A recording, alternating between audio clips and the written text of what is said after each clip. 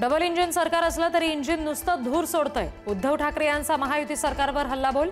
केंद्रात राज्यात पाशवी बहुमत, मात्र हे सरकार जनतेनं निवडून दिलेलं नाही, ठाकरेंचा टोला।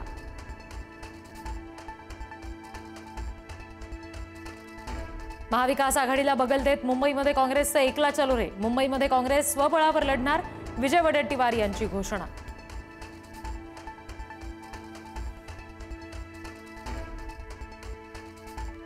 नाशिकमध्ये महाविकास आघाडी आणि मनसे एकत्र लढणार। काँग्रेस नेत्यांच्या उपस्थितीमध्ये महाविकास आघाडी मनसे युतीची घोषणा, मात्र प्रदेश काँग्रेस अध्यक्षांकडून इन्कार।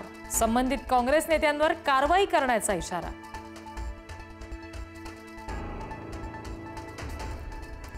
नाशिकमध्ये अजित पवारांची राष्ट्रवादी आणि भाजपची युतीबाबत बैठक। समीर भुजबळ आणि गिरीश महाजन यांच्यामध्ये चर्चा। शिंदेंच्या शिवसेनेचे सुहास कांदे यांच्यासोबत समीर भुजबळांचा पुन्हा संघर्ष होण्याची शक्यता।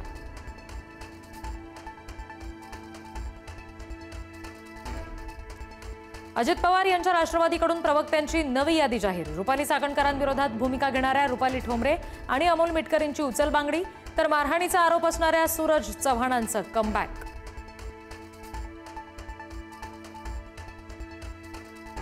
पार्थ पवार जमीन घोटाळा प्रकरणाची चौकशी सुरू होणार। मुंढवा इथे 40 एकर जमीन गैरव्यवहाराची उच्चस्तरीय समिती चौकशी करणार। दिग्विजय पाटील यांनी जबाबदारी स्वीकारली तर पार्थ पवारांची सुटका होण्याची शक्यता। चोरीचा मुद्देमाल परत केला म्हणून चोरीचा गुन्हा रद्द होईल का? सुषमा अंधारेंचा पार्थ पवारांवर हल्लाबोल। अजितदादांना जर व्यवहार माहीत नाही तर 300 कोटी कुठून उभे केले? अंधारेंचा सवाल।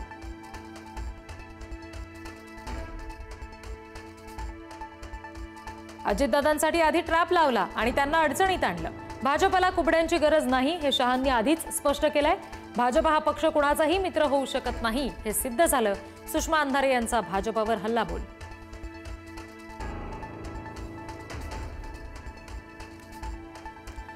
मुंबई महापालिकेच्या निवडणूक मैदानात आक्रमकतेने उतरा। भाजप आणि संघाच्या संयुक्त बैठकीत पदाधिकाऱ्यांना थेट निर्देश। विकास कामं जनतेपर्यंत पोहोचवा। हिंदुत्वाचा मुद्दा सुद्धा अधोरेखित करा, पदाधिकाऱ्यांना सूचना। आशिष शेलारांच्या मतदारसंघातील मतदार यादीत घोळ असल्याचा संदीप देशपांडेंचा आरोप। तर शेलारांवर टीका करण्याऐवजी मतदारसंघाकडे लक्ष दिलं असतं तर उपयोग झाला असता। भाजपच्या नवनाथ बन यांची देशपांडेंवर बोचरी टीका।